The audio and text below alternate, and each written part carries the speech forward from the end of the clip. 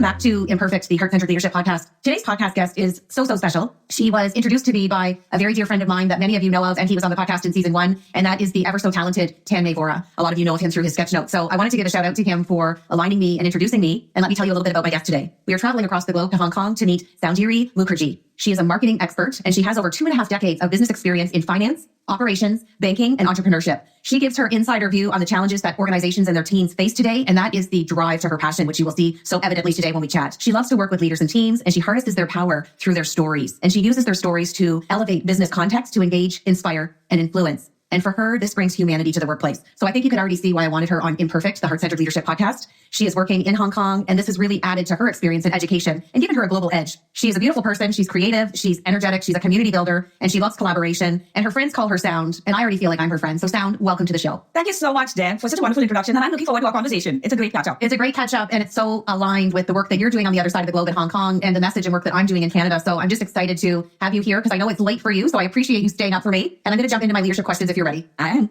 Okay, so my first question is, you have such an in-depth experience and education with marketing. Share with us the backstory of how that led you to the work that you're doing today with your company. Actually, I majored in finance all through. So what I do work with today is, in that sense, very different from what I started off. And I was chatting with my sister just a couple of nights back. And as to 50 plus folks tend to do, we were talking about, okay, what's been our career? What's been our journey? And what's it? And there's something that my sister said about journeys and careers really struck with me. And she drew the analogy to a river. So just like how you have rivers which start from different points, they meander, they go different ways. Sometimes they go underground. Sometimes they pass through mountains. Sometimes they pass through plains. They gush fast. They slow down, but they're always in motion. So I think that's what the journey has been. Not just marketing. It's been through finance. It's been through brand building, personal brand building, more than marketing in the traditional sense of the word, and building communities and connecting with people. So just like, as she was saying it, and we just looked at each other and said, yes, in each our own small ways, that's exactly what our journeys have been. And hopefully, as we've meandered, we've left some silk somewhere, we've cut some lives, we've left some footprints, and we've moved on. Well, and I love that you framed it as a journey, because I think, instead of saying, okay, we're middle-aged, are we having these middle-age crises or reflections? Is it, renewing and kind of taking stock of our midlife wisdom?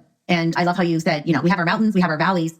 And I think when we talk more about our failures and that vulnerability within heart-centered leadership that we all have, I always call that the sweet spot, because as long as you learn from it and move on, that's the joy in the journey, isn't it? Absolutely. Absolutely. And for me, you can call it balance, you can call it integration, whatever the wordsmithing is around it. I think it's the ability for me to manage all my roles and my passion for the work that I do, trying to keep that growth mindset, trying to keep that learning agility, which really keeps me going. Well, I join you in that space, and I couldn't agree more. And it leads me nicely into my second question, which has permanent residency on the show. What imperfections do you bring to your heart-centered leadership? I think, in my initial years of career, I have been called a benevolent dictator.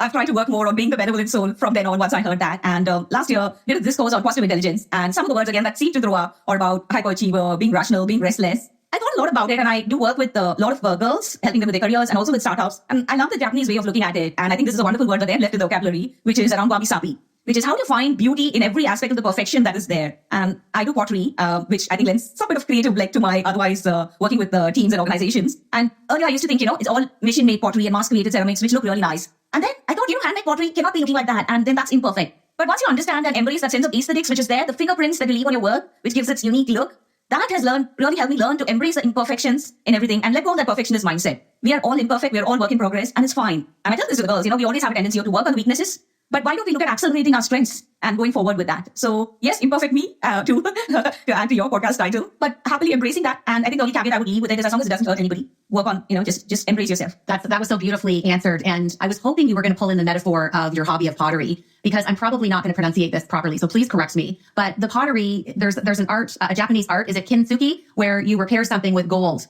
And I was hoping you were going to beautifully weave that into your answer, because that is where the gold is. That is the magic. That is that sweet spot that we just talked about when I asked you the first leadership question. And it's in the inlay of the gold and the repair and the pulling back together to be whole again. That is really where I think we do our best work as heart-centered leaders.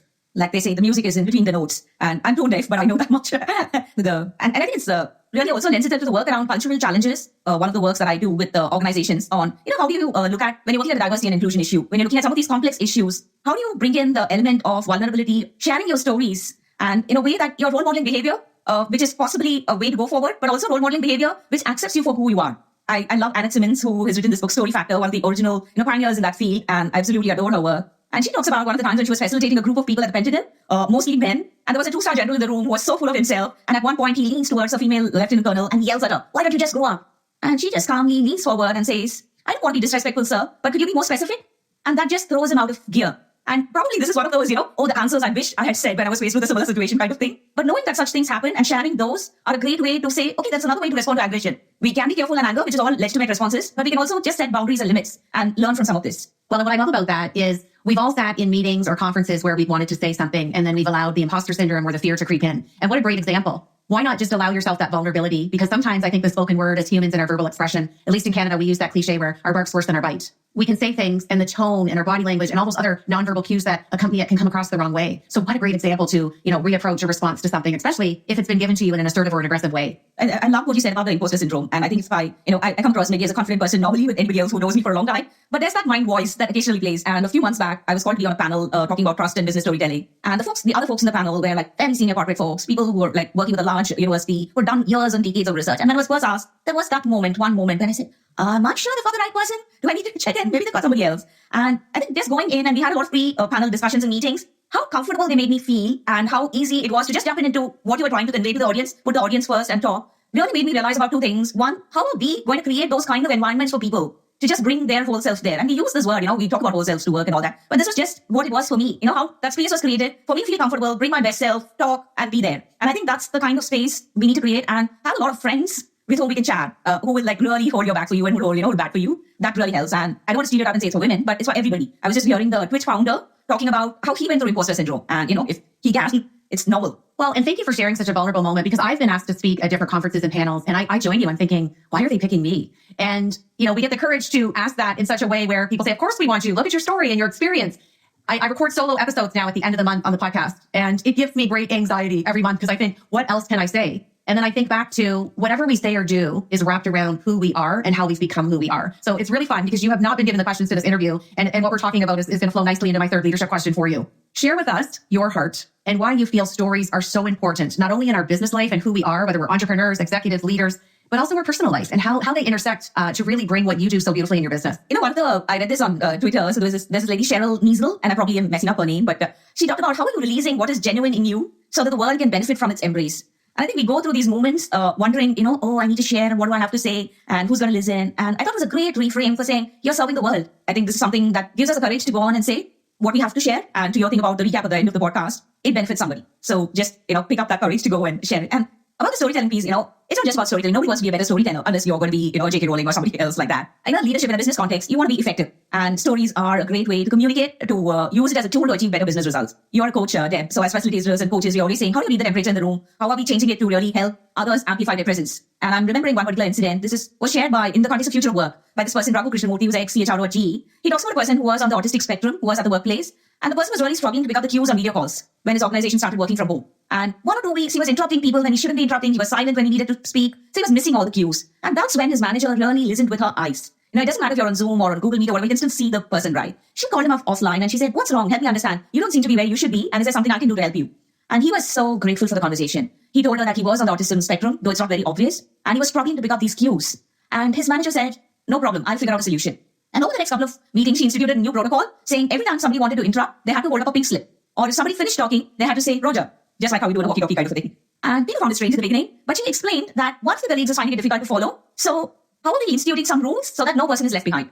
So really as managers, we have the responsibility to listen with our eyes to provide what is called the emotional first aid when it's required. And it's not normal that people do it. So again, link it up to coach, how are you reading the temperature in the room? How can you help others amplify? And I think sharing some of these stories, instead of saying, oh yeah, you need to read the temperature in the room, you need to do this, and sermonizing, I think it drives home the point. I'll tell you what I love about that story is attentive listening is a heart-centered leadership quality. It's probably the number one that the C-suite leaders that I work with across the globe try and hone and be better at each day. And I've asked them on several Zoom calls to go off video and close their eyes to really listen. And it's such a different modality to incorporate into your toolkit, to pull out of your arsenal, if you will. And when we watch with our eyes to really listen, we pick up so much more. And I love the innovation and the creativity. And it was unusual to integrate in that specific situation, but how fun that she did it so eloquently that no one was singled out. And it was a problem, or for that particular gentleman, a level of uncomfort that was easily remedied. And it really is that easy if people pay more attention and listen and watch. That's a great example. Thank you for sharing that with us. No, thank you. You are so, I like what you highlighted about the fact that it's without saying who the person is or putting that person in a spot, making it so easy for them. And, I'm from a culture where we have a lot of conversation overlays. We speak over each other. And this is something I'm definitely trying to work harder on to listen better. I have a response constructed in my mind, or it's coming, like typically as they say about listening, but I'm definitely working harder on that now. I think everybody listening to the podcast can say that. Listening to be present and not worrying about formulating a response. Most times when somebody's conveying or sharing or really giving of their heart and it's emotional, they're not looking for feedback. They're just looking for validation. And that comes so beautifully when it's offered in a nonverbal way. So powerful. Okay, my last question is, I do believe when we first chatted, you told me you grew up in India. Am I correct in saying that? Absolutely. Share with us, because I think this is such a great question for you. What transferable skills do you feel you've brought to your leadership today and the role that you're doing in your business from another country, from growing up in another country to settling in Hong Kong? I know there's some wisdom and nuggets that you've transferred. So tell us what comes from top of mind when I ask you that question. It just got to be a top of the mind answer because I haven't thought about it. I think it's really about embracing serendipity and letting things flow, going with the flow if you want to say, but really letting things flow. And I think I haven't done as much of it before as I did once I started moving around, being in the moment, grabbing at some of the opportunities which have come my way. I think that's really the skill. You go to a new place, everything is new. When I moved to Bahrain in the Middle East, I had no clue what Bahrain was. I had to look it up in the map where it was. We knew about Dubai, but we didn't know about Bahrain. So I had to really see, where is this? Oh, it's a tiny dot there. And what do you do there? I had no clue. And a lot of the times, as against some other time, we didn't have time to go and do a look-see of the place and decide. We just jumped in and we moved there. So then you're like in a new place, you're thrown in a new environment. You just embrace it as it is. So I think it's also one of those things of you go to a place with a plan, but you also become agile and adapt to whatever comes your way. And I remember reading this, there's this lady, Miku Hirano, who is the co-founder and CEO of Cinnamon. She talks about, we think we fixate our dreams with our current mind and the ability. And that limits ourselves. So I'm paraphrasing what she said. So we need to continuously update our dreams. As I grow, as I evolve, as I learn, so do my dreams. And literally looking at that for work. So in Bahrain, when I moved in, I had decided to take a break from work. And this was a part of the time when the river went underground. It was a sabbatical. And I think coming out and figuring out, and I found this friend of mine. He was a bus and tour trainer. He was looking for contacts in Bahrain. He was working out of Saudi. And I said, yeah, okay, I'm willing to give it a shot. I have no clue what you do other than my banking experience. But please tell me how I can facilitate this. So we created some business development role, which suited me for that time in life. I have to be honest about that and say that it worked out for me because I needed flexibility with a new place and a new life. But at the same time, it kept me relevant and interested. So sometimes it's what the market is asking, what are you seeking for, and what are the opportunities which are presenting your way. And that I think has stayed with me as I've moved, looked at Hong Kong, very vibrant, great environment. Again, how do you reinvent yourself as you go to every place? So keeping that curiosity going, having the growth mindset, exploring options, really looking at how can I bring my best self to others while encouraging others to really bring their best selves out, which is what we do through storytelling now. Absolutely. And where I align with you is my dad was an entrepreneur. So we moved every 2 years until high school. You never felt like you settled. You would just get into a community, feel like you're part of a community, get some friends, get going with some sports teams, just feeling like you were an integral part of a new community. So I resonate so much with you on that because I didn't feel that until I landed in high school. And actually, I'm still in the same city and it's the longest I've lived. And I've been here 41 years now. And having the fluency of starting at a school, but also finishing at a pivotal time. And you just feel displaced until you can find your groove and where you fit. And depending on what age that is, for me, it was a formidable age, but it's difficult. And I love that you just went with the intent of, okay, well, I can do this. And this is what I'm bringing to the table in terms of transferable skills. Let's give it a go. I think a lot of leaders have adapted to that, especially during COVID, because they have proceeded to lead with heart, not knowing what was forthcoming. And I still feel, we're recording this in September of 2021. I still feel that we're in that same boat, if you will. But I love the ease of transition that you just allowed yourself to be. That's so powerful. So much. Again, this is a lot of reading and the quotes which connect to you kind of thing, right? So the CEO of YouTube, Susan, and I can't get her surname right, but we call her Susan now. She talks about when your opportunities presented to you in a perfect way. They're not in a nice little box with a yellow bow at the top. You open it, it's perfect, you love it. Opportunities, the good ones, are very messy. They're confusing, they're hard to recognize, they're risky, and they challenge you. So it is definitely, you have to calm your, heart beating heart. You put a hand on your heart and say, calm down, quieten down a little heart, but let's go with it. And I think, especially for an entrepreneur when you're starting a business, and I've done this, I've had so many people saying no to some of the things that you suggested, or proposals and, for sponsorships and things like that. So if they say, oh, we can't do it, instead of saying, okay, thank you, and going away, saying, okay, what is it that you can do? Just asking that one extra question, putting the ball back in their court, to use a tennis thing. I think that's also very powerful for women, especially to push the boundaries. There's such beauty in obstacles because you can see them as an obstacle, a barrier, or just embrace the opportunity. And that's a powerful metaphor for sure. Okay, I'm going to switch to what I call my Fab Four. I'm going to ask you 4 rapid questions, and we just want to know what's on the top of that brilliant mind of yours. Okay, first question. Tell us something that we don't know about you. 2 things, actually. One, that I'm tone deaf, and the other one is, of course, about the imposter syndrome, which occasionally kicks in. People see me as a confident person, but that's occasionally there, and I'm learning to deal with it. Okay, second question. I know pottery is one of your special activities to do, and I think it's fair for me to say that it's become a self-care element for you. Tell us why you chose pottery. I always wanted to do pottery, and that was just by seeing people on the roadside in India, people would be churning out these pots, and it was looking so therapeutic even to a young mind. But I think really getting the hands in clay, as I say, has shaped my thinking to how can you really explore things? How can you embrace the imperfections which are there? How can you look at experimenting? And, Margaret Heffernan, who's a media executive, she talks about it in Uncharted, her book, which is in my reading list. And she talks about think like an artist. And that's, I think, a great thing to tell leaders and teams. How do you explore? How do you experiment? How can you stay optimistic as you go along? And that's what pottery has given me. It's given me a window to my soul to look at some of these things. That's beautiful. I loved how you said it shapes your thinking. I knew you were going to tie that into your leadership. That's beautiful. Okay, now you had mentioned 2 things. one of your favorite books was Story Factor, and you just told me you have a reading list. So my third question is, what is a favorite book that you're reading right now, or maybe that you have already read that you haven't mentioned? And tell us why. What impression did it leave on your heart, or how did it move you? Yeah. So a couple of books that I'm reading in parallel. One is Data Detective by Tim Harford. We are working with some clients on data storytelling and how do you really go beyond the data and look at getting a narrative. So you're not just an analyst sitting there who can only explain data. You're able to explore, and you're able to also inspire people into action. And so that's something that's really calling out me. I'm just reading it. I have it on my Kindle. I wanted a book, but sometimes, there's no space. So you get a Kindle edition. And the other book, which I reread recently for my book club, is 9 Lives by William Dalrymple. And it is about journeys and individual stories of people in India. But what really stood out for me, and this I found out only when I reread it. I had read it many years back. And, again, we pick up new insights from old books. So that's why they're best friends.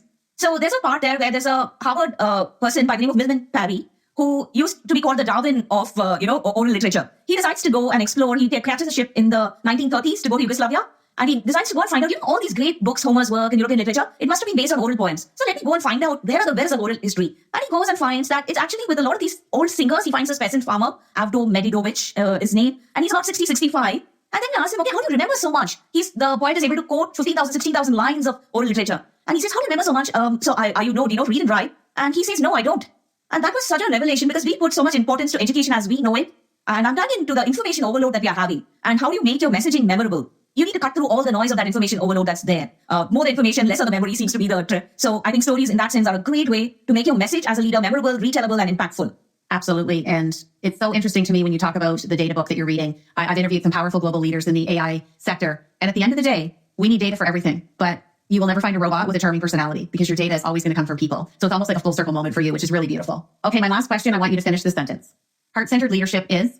It's the power of human interaction. When we look at, moving towards digital transformation and everything else, how do we stay human? And this is another book, which is on the reading list, which is Scott Hartley's The Fussy and the Techie. And he says that the machines are getting better, and they will. Humans must become better versions of themselves. So being a techie, and this I make a distinction from being technologically enabled, we all are and we need to be. But being a techie is not an antidote to redundancy in today's economy. Being more human is. So let's be more human while we get digital.